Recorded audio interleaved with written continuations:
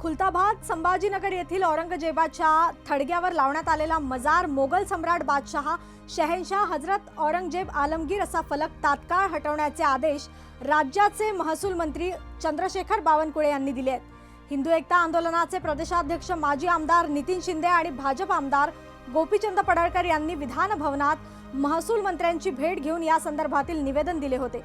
त्यानंतर मंत्री बावनकुळे यांनी थेट जिल्हाधिकाऱ्यांना फोन करून बोर्ड हटवण्याचे आदेश सुद्धा दिले। तसेच याबाबत लेखी आदेशही दिले गेले। औरंगजेब सुफी संत नव्हता, त्याच्या नावाचे गौरवशाली फलक हे हिंदवी स्वराज्याच्या बलिदानाचा अपमान आहे असे निवेदनात नमूद केल्याप्रमाणे आहे। हजरत हा शब्द सुफी संतांना वापरला जातो आणि आलमगीर म्हणजेच जगत जेता, मात्र औरंगजेब ना सुफी संत होता ना जगत जेता। हिंदवी स्वराज्य पूर्णपणे उद्ध्वस्त करण्याचे त्याचे प्रयत्न अपयशी ठरले।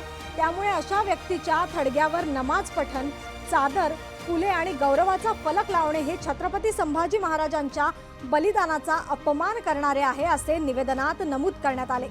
लवकरच छत्रपती संभाजीनगर जिल्हाधिकाऱ्यांची भेट घेऊन महसूल मंत्र्यांच्या आदेशाची प्रत त्यांना सुपूर्द केली जाणार असल्याची माहिती माजी आमदार नितीन शिंदे यांनी दिली। यावेळी भाजप महिला मोर्चा प्रदेश सरचिटणीस ॲडव्होकेट स्वाती शिंदे, गजानन मोरे, चेतन भोसले हे देखील उपस्थित होते।